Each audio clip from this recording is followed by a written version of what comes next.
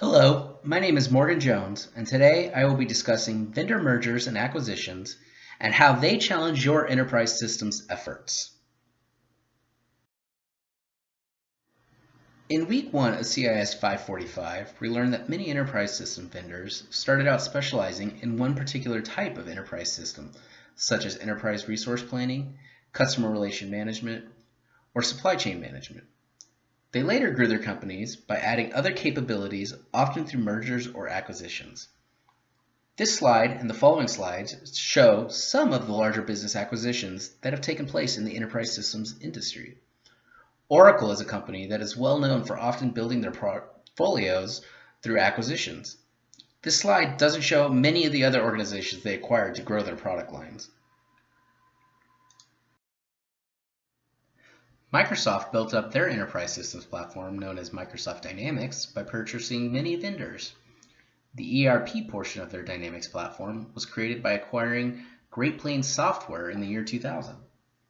Microsoft has received a lot of criticism for this product by not integrating it with other core Microsoft products such as Windows Active Directory, which is used for identity management in the Microsoft Windows world. PeopleSoft, a large ERP systems vendor, also acquired other vendors in the industry to build its product offerings.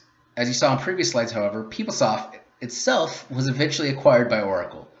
This short history lesson is not a complete list of all the mergers and acquisitions in the enterprise systems industry. It is only meant to show you that mergers and acquisitions do happen and have happened quite often.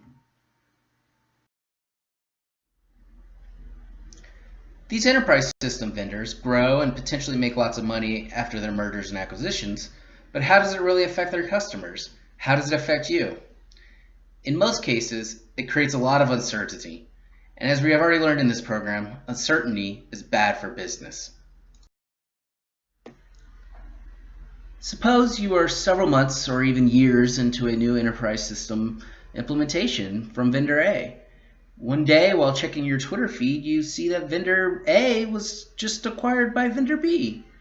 You have to wonder how vendor B is planning on changing the product that you are so heavily invested in from vendor A. In some cases, you may not have the answer for months or even years as acquisition details are ironed out.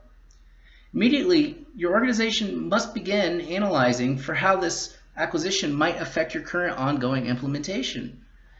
Should the project be put on hold to see what will happen with the acquisition? Should the project be canceled altogether? Should you proceed with finishing the implementation? Hope for the best? The answer to these questions could end up costing your organization time and money, and unfortunately, there is no definitive answer to any of them. For organizations that already have production enterprise systems running, a vendor merger or acquisition could still create uncertainty for you.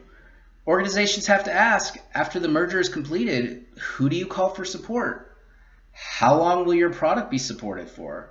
Will you be forced to upgrade or migrate, usually at a cost?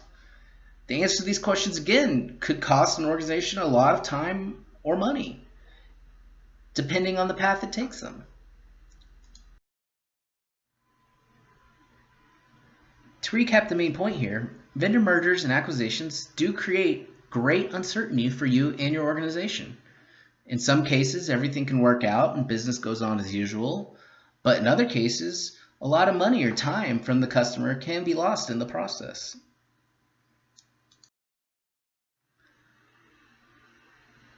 This leads to our discussion question for this topic. In your career, have you experienced uncertainty caused by a vendor merger and acquisition? If yes, what were the effects of that merger acquisition, and how did your organization mitigate that uncertainty? If not, can you think of any positive benefits for customers resulting from a vendor merger and acquisition? Please let me know in the discussion board. Thank you.